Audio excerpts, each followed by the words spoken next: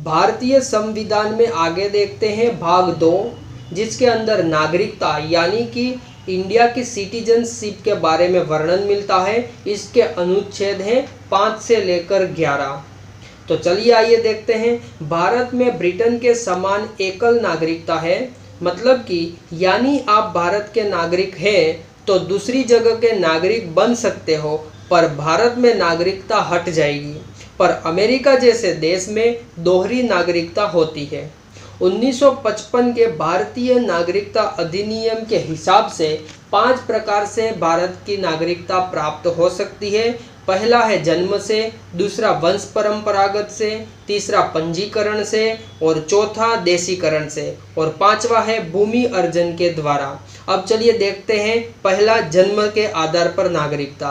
1986 के नागरिक संशोधन अधिनियम के अनुसार अगर जन्म समय माता या पिता दोनों या कोई एक भारत का नागरिक होना अनिवार्य है।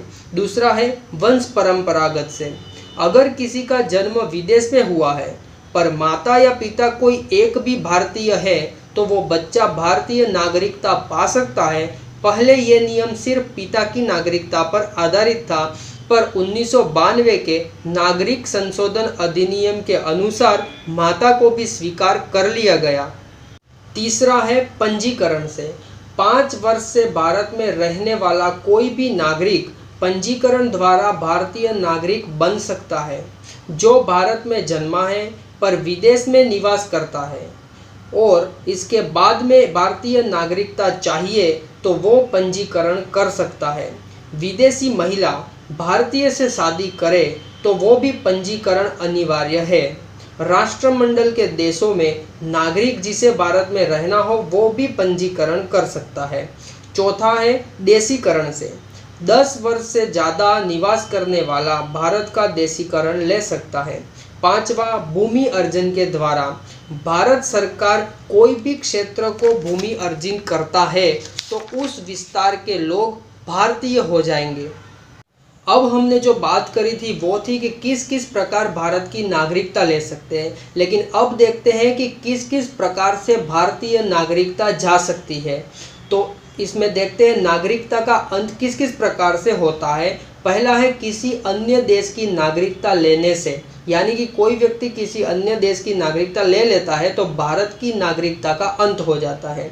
दूसरा है नागरिकता का परित्याग करने से, मतलब कोई अपनी मर्जी से भारत की नागरिकता का त्याग करता है तो वो भी भारतीय नागरिकता का अंत हो जाएगा।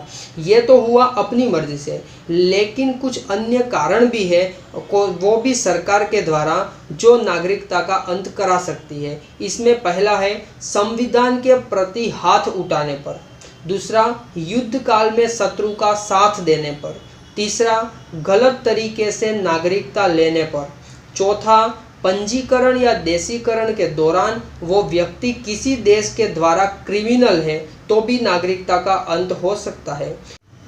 पांचवा अगर कोई भारतीय स्त्री विदेशी पुरुष से विवाह करे तो उस भारतीय स्त्री की नागरिकता का अंत हो जाएगा। इसका बेस्ट एग्जाम्पल है सोनिया मिर्जा। छठा लगातार 7 वर्ष से लेकर उससे ज़्यादा भारत से बाहर रहने वाला नागरिक भी भारतीय नागरिकता को खो देता है।